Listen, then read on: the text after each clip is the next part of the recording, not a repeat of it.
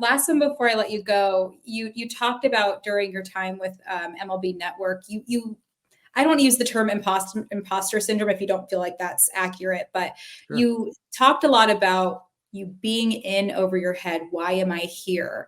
And that's kind of shocking to me just because I mean, when I watch you, you just do such beautiful work. So where did that mentality come from? Because it sounded like for those 2 years, it never really went away.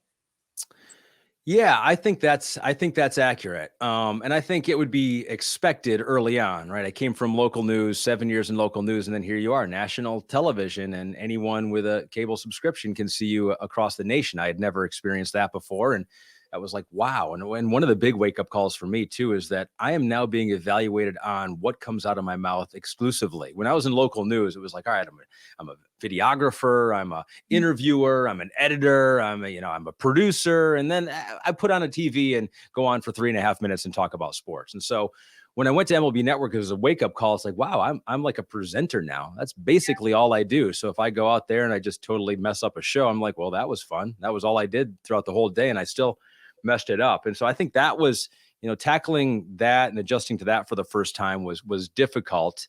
And I think maybe not that it was too much too soon for me, but it just felt like uh, I'm not feeling that, like I mentioned before, the connection to the audience. Mm.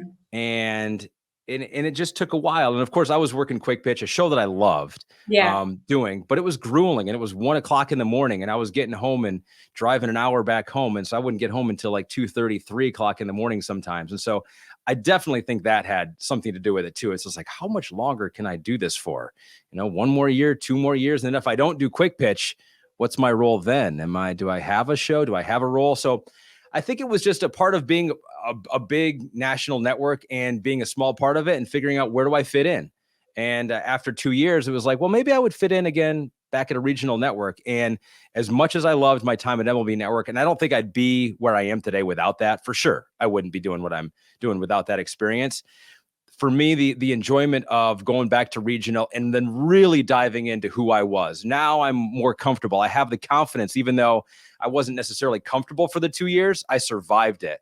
Yeah. And just like that's like the one thing I think that I've learned in TV and like life in general. The biggest gift that I've ever given to myself is doing something hard Hmm. and surviving, not even excelling, like honestly, not even succeeding. If you can just do something hard, which I think MLB Network was for me, 2 years of doing something hard, and I survived.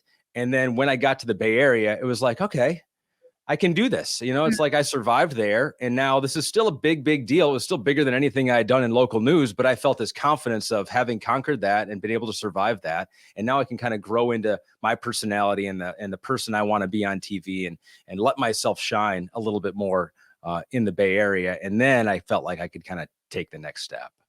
So does it seem like not being comfortable and surviving that actually helped you? Because if you were constantly, I mean, you said so yourself, you survived. I don't want to say you barely got through it, but then when Yeah. the next step happened, you were Gucci after that, maybe. Yeah. Yeah. No, I think so. I think so too. Because I think a lot of times it looks so easy when you're watching it at home. You turn on the TV, and I've said this, it's like nothing looks easier than TV well done. Right? You're Mhm. just like, well, yeah, you just go up there and you talk about the game. Well, how hard is that? You just go, and then the video happens, and then it cuts to this other video, and yeah, it's all super simple. Anyone can do that. Yeah. And so when you realize how hard it is and how much you're struggling to keep your head above water to make it look that simple, and then sometimes still not being able to pull it off, I think, you've just got to reconcile to yourself, like, no, this is hard. This is very difficult. And so if you get in those moments later on in your career, whatever it be, doing a live, report and having to remember all these facts and figures without looking down at your notes, or just delivering some very difficult pronunciations during the summer or winter Olympics. It's like you get in those situations, you're like, no, this is hard. And I've experienced that before. And so it's not a failure of mine if this is hard right now. This is just the nature of the business.